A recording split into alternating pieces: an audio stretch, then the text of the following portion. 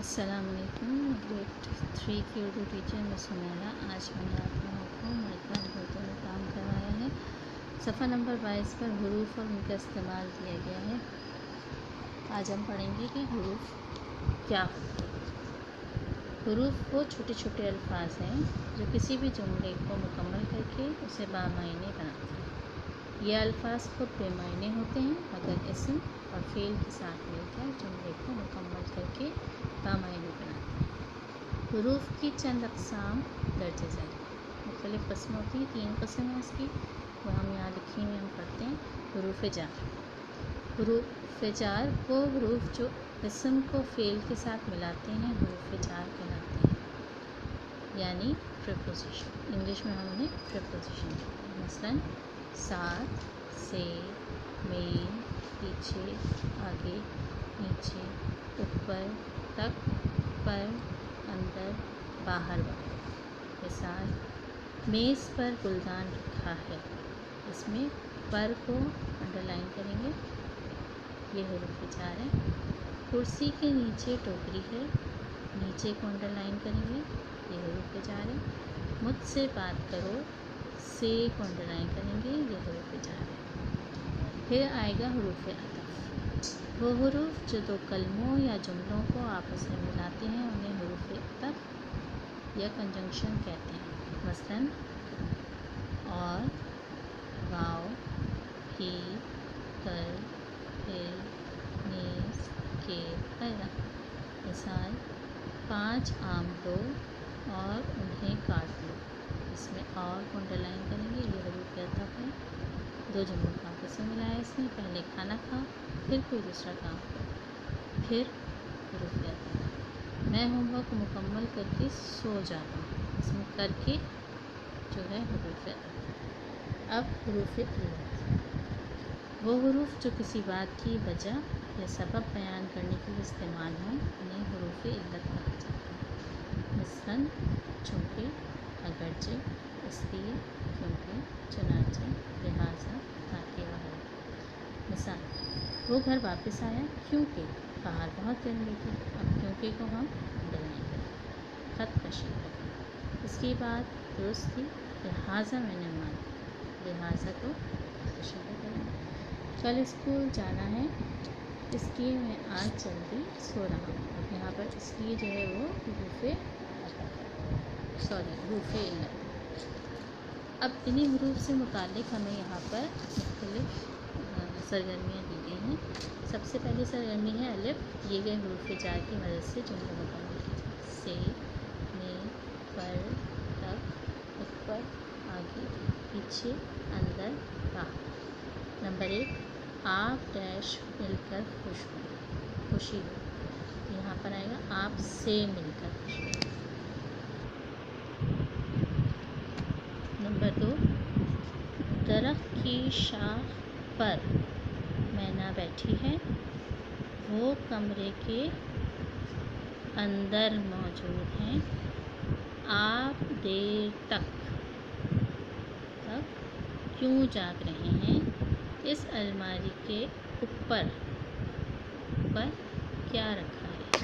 یہ سب آئیں گے حروف جار. اب ہم آئیں گے سرگرمی پہ. آگے قوسین میں الفاظ دیے ہوئے ہیں، ان الفاظ کو جملے کے مطابق لکھنا ہے.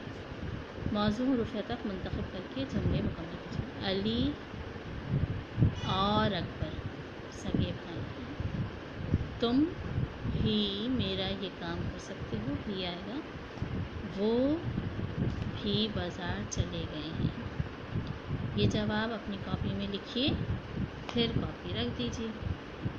بحر و بر کا مالک اللہ تعالیٰ ہے. بحر کہتے ہیں سمندر کو، بر کہتے ہیں زمین کو. بحر و بر کا مالک واو آئے گا اس میں، اللہ تعالیٰ. جی میں حروف علت وہی آپ لوگوں کو بریکٹ میں دیے ہوئے ہیں الفاظ، ان کو دیکھتے ہوئے ہمیں جملے مکمل کرنے ہیں. ہم اسکول جاتے ہیں تاکہ تعلیم حاصل کر سکیں. عالیہ جلدی سو گئی تاکہ وہ صبح جلدی اٹھ سکے. آج چھٹی ہے کیونکہ اتوار کا دن ہے.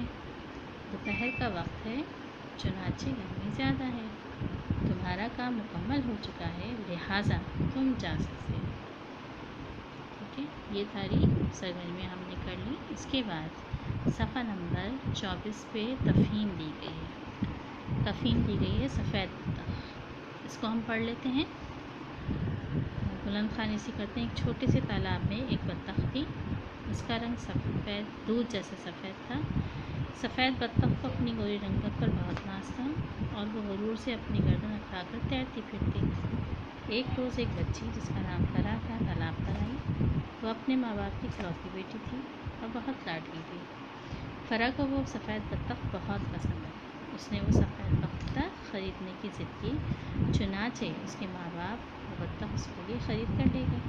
چند دن تک تو فرح اس سفید بطخ کے ساتھ کھیلی، پھر اس کے ابو اس کے لیے خوبصورت ایرانی بلی کا بچہ لے آئے۔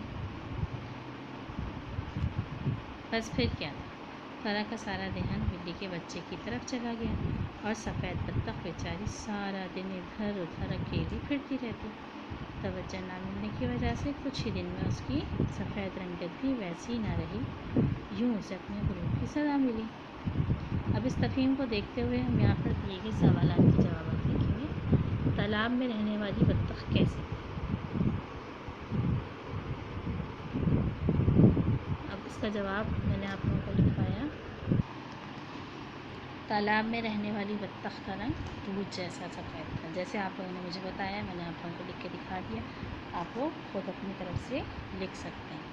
سوال نمبر 2 ہے بطخ غرور کیوں کرتی تھی؟ اس کا جواب ہے اسے اپنی گوری رنگت پر ناز تھا، اس لیے وہ غرور کرتی تھی۔ ٹھیک ہے۔ فرح کی کتنے بہن بھائی تھے؟ فرح اکلوتی تھی، ٹھیک ہے۔ فرح کا کوئی بہن بھائی نہیں تھا، آپ لکھ سکتے ہیں فرح اکلوتی تھی، یہ بھی ہو سکتا ہے، ٹھیک ہے۔ اس کہانی سے فرح کے والدین کو بطخ کیوں دلوانی پڑی؟ سوال نمبر 3 فرح کے والدین کو بطخ کیوں دلوانی پڑی؟ جواب اس کا ہے فرح کو بطخ پسند آ گئی تھی اور وہ ضد کر رہی تھی، اس لیے ان کو دلوانی پڑی، ٹھیک ہے۔ اس کہانی سے آپ نے کیا سبق سیکھا؟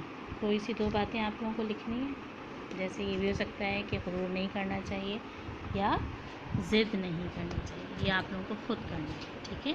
عبارت کا مناسب عنوان لکھیے، جیسے یہاں پہ سفید بطخ لکھا ہوا ہے، آپ اس کی جگہ غرور کا سر نیچا یا غرور کا برا انجام یا اسی طرح کا کوئی بھی عنوان آپ خود لکھ سکتے ہیں، ٹھیک ہے۔ تمام صفحات پر آپ اپنی آج کی ڈیٹ ڈالیں گے اور تمام کام مکمل کریں گے اور یقیناً آپ لوگوں کو ساری بات اچھے سے سمجھ آ گئی ہوگی۔ جزاکم اللہ خیر۔